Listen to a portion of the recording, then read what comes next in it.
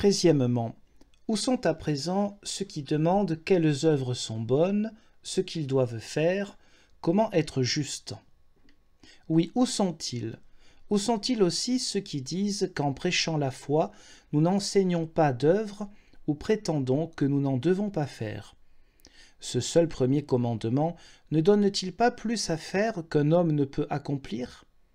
Si un homme disposait de 1000 vies, ou de celles de tous les humains, ou de toutes les créatures, il trouverait ici une tâche suffisante, et plus que suffisante, quand il lui est ordonné de vivre et d'agir sans cesse, dans la foi et dans la confiance en Dieu, de ne jamais fonder sa foi sur aucun autre, et de n'avoir qu'un seul Dieu, le vrai, et point d'autre.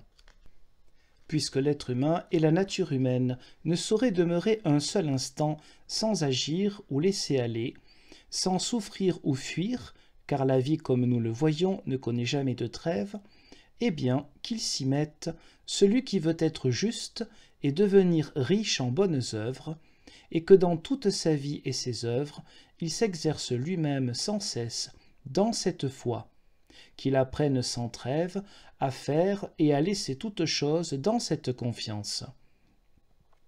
Il découvrira alors combien il a à faire et comment toute chose réside dans la foi. Jamais il ne pourra être oisif, puisque l'inaction, elle aussi, doit s'accomplir dans l'exercice et l'œuvre de la foi.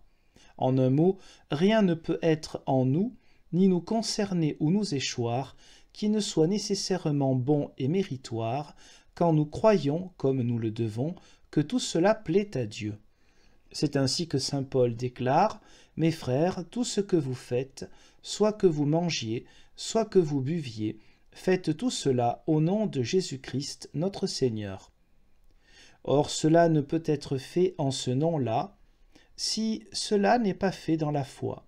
De même, Romains 8, nous savons que toute chose concourt au bien des saints de Dieu. C'est pourquoi les discours d'aucuns déclarant que nous interdisons les bonnes œuvres quand nous prêchons la foi seule reviennent à dire que, lorsque je déclare à un malade « Si tu avais la santé, tous tes membres feraient leur travail, sans elle, l'action de tous tes membres est nulle. » Ce malade conclurait que j'aurais interdit à ses membres de fonctionner, alors que j'ai voulu dire « Il faut que la santé soit première et qu'elle mette en action tous les membres. » De même, la foi doit être le maître d'œuvre et le capitaine de toutes les œuvres, sinon elles ne sont rien. 14e, tu pourrais dire « Pourquoi a-t-on tant de lois religieuses et civiles et tant de cérémonies, d'églises, de couvents, de lieux saints, pour pousser et stimuler les hommes aux bonnes œuvres, alors qu'en accomplissant le premier commandement, la foi fait tout ?» Réponse « Précisément, parce que nous n'avons pas tous la foi ou que nous ne la respectons pas tous. Si chacun avait la foi, nous n'aurions plus jamais besoin de loi.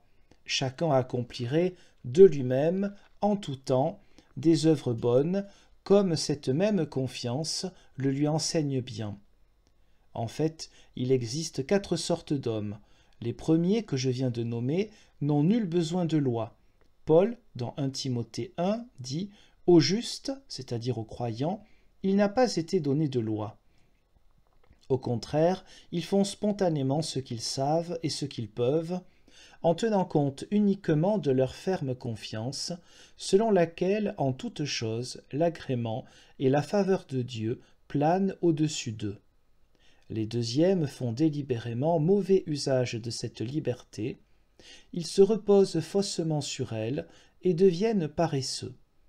Saint Pierre déclare, 1 Pierre 2, « Vivez en homme libre et ne faites pas de cette liberté un couvercle du péché. » Ce qui revient à dire, la liberté de la foi ne donne pas licence de péché, elle ne couvrira pas non plus les péchés, mais elle donne licence d'accomplir toutes sortes d'œuvres et d'endurer toutes choses comme elles se présentent, afin que nul ne soit lié à une ou à certaines œuvres seulement. De même saint Paul aux Galates chapitre 5, « Veillez à ne pas laisser cette liberté être la cause d'une vie charnelle. » Ces paresseux, il faut les stimuler par des lois et les préserver en les instruisant et en les exhortant. Les troisièmes sont des gens méchants, toujours effrontément prêts à pécher. Ceux-là, il faut les contraindre par des lois dans les domaines religieux et civils, comme l'on dompte les chevaux sauvages et les chiens, et si cela ne sert à rien, les retrancher de la vie en usant du glaive séculier. Comme saint Paul, Romains 13, le déclare, le pouvoir civil porte l'épée et sert ainsi Dieu pour inspirer la crainte, non aux justes, mais aux méchants. Les quatrièmes qui sont encore mutins et enfantins dans l'intelligence de cette foi et de cette vie spirituelle, il faut les attirer et les stimuler comme les jeunes enfants par un certain apparat extérieur bien réglé, par des lectures, des prières, des jeûnes, des chants, des églises, des ornements, de l'orgue et tout ce qui est de règle ou pratiqué dans les couvents et les églises, jusqu'à ce qu'ils apprennent, eux aussi, à connaître la foi. Encore que l'on court ici un grand péril quand, comme il en va malheureusement de nos jours, les dirigeants se démènent et s'escriment avec ces cérémonies et ces œuvres matérielles, comme si elles étaient les œuvres véritables, tout en négligeant la foi qu'ils devraient toujours enseigner en plus, comme le fait une mère qui donne à son enfant, en plus du lait, d'autres aliments, jusqu'à ce qu'il puisse absorber lui-même une nourriture consistante. 15e, puisque nous ne sommes pas tous identiques, il nous faut supporter ces hommes, observer et tolérer avec eux ce qu'ils observent et tolèrent, et ne pas les mépriser, mais leur enseigner le droit chemin de la foi. C'est ainsi que saint Paul, Romains 14, enseigne. Accueillez celui qui est faible dans la foi afin de l'instruire. C'est ce qu'il fit lui-même, 1 Corinthiens 9, « Je me suis comporté avec ceux qui étaient sous la loi, comme si j'étais aussi sous la loi, bien que je ne sois plus moi-même sous la loi. » Quant au Christ, Matthieu 17, alors qu'il devait payer le tribut qu'il n'était pas tenu de verser, il demande à saint Pierre si les fils des rois doivent payer l'impôt ou seulement les autres gens. Saint Pierre répond « Seulement les autres ». Le Christ dit « Les fils des rois en sont donc exempts. Toutefois, afin que nous ne les scandalisions pas, va à la mer et jette l'hameçon. Le premier poisson qui viendra, prends-le, et dans sa bouche tu trouveras un denier. Donne-le leur pour moi et pour toi. » Nous voyons ici que toutes les œuvres et toutes choses sont libres pour un chrétien à cause de sa foi. Néanmoins, parce que les autres ne croient pas encore, il observe et tient avec eux ce à quoi il n'est pas tenu. Mais il le fait librement, car il est certain que cela plaît ainsi à Dieu. Et il le fait de bon gré. Il accepte comme toute autre œuvre libre qui s'offre à lui, sans qu'il l'ait choisie. En effet, il ne désire et ne cherche rien de plus que la manière d'agir pour plaire à Dieu dans sa foi.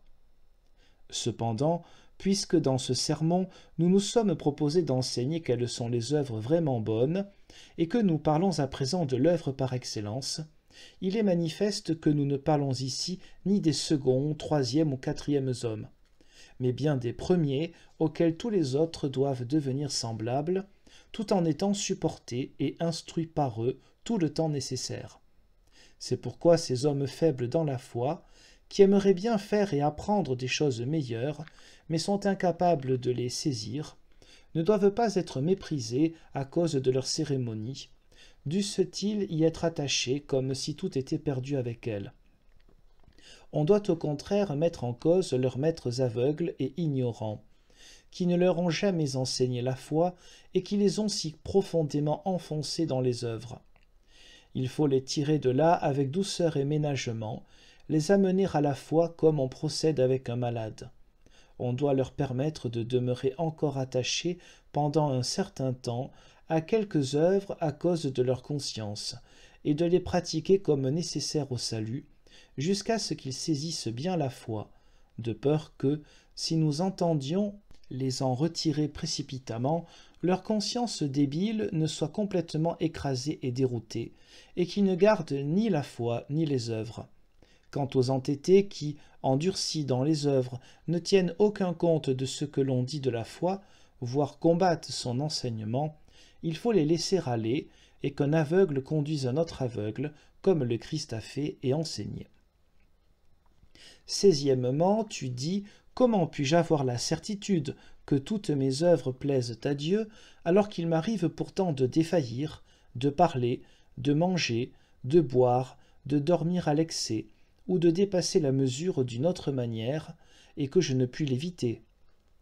Réponse. Cette question montre que tu considères encore la foi comme une œuvre parmi les autres, et que tu ne la places pas au-dessus de toutes les œuvres. Elle est, en effet, l'œuvre par excellence, précisément parce qu'elle demeure et qu'elle efface ses péchés quotidiens, en ne doutant pas que Dieu t'est si favorable qu'il ferme les yeux sur ses défaillances quotidiennes et sur cette faiblesse. Bien plus, même si une chute mortelle venait à se produire, ce qui n'arrive jamais ou rarement à ceux qui vivent dans la foi et la confiance en Dieu, la foi se relève et ne doute pas que son péché est déjà aboli, ainsi qu'il est écrit en 1 Jean 2, « Mes enfants, je vous écris ceci, afin que vous ne péchiez point. Mais si quelqu'un a péché, nous avons un avocat devant Dieu, Jésus-Christ, qui est une rémission pour tous nos péchés. » Et dans Sagesse, chapitre 15, « Même si nous avons péché, nous sommes à toi, et reconnaissons que tu es grand. » Et dans Proverbes, chapitre 24, « Le juste pourra tomber 7 fois, mais il se relèvera chaque fois. » En vérité, cette confiance et cette foi doivent être si grandes et si fortes que l'homme sache que toute sa vie et tous ses actes ne sont que péchés damnables devant le tribunal de Dieu. Ainsi qu'il est écrit, psaume 142, « Aucun vivant n'est trouvé juste devant toi. » Il lui faut désespérer de ses œuvres en se disant qu'elles ne sauraient être bonnes si ce n'est par cette foi qui ne compte sur aucun jugement, mais uniquement sur la grâce, la faveur, la clémence et la miséricorde, comme le dit David au psaume 25, « Ta miséricorde est sans cesse devant mes yeux, et ta vérité m'a mis le cœur à l'aise. » Et au psaume 4, « La lumière de ta face, à savoir la connaissance de ta grâce par la foi, plane sur nous, et par là tu as rendu mon cœur joyeux. » Ce sur quoi il compte arrive effectivement. Tu le vois, c'est donc par la miséricorde et la grâce de Dieu, et non en vertu de leur nature propre, que les œuvres sont dénuées de péché, pardonnées et bonnes à cause de la foi qui s'en remet à cette miséricorde. Nous devons par conséquent craindre à cause de nos œuvres, mais être réconfortés à cause de la grâce de Dieu. Au psaume 146, Dieu étend sa miséricordieuse bienveillance sur ceux qui le craignent et qui ont cependant confiance dans sa miséricorde. Voilà pourquoi, dans notre prière, nous disons avec une entière confiance « Notre Père », tout en lui demandant pourtant « Pardonne-nous nos offenses ». Nous sommes enfants de Dieu et cependant pécheurs. Nous sommes agréés par lui et néanmoins nos actes demeurent insuffisants. Tout cela, c'est la foi qui l'opère, ancrée dans la clémence de Dieu.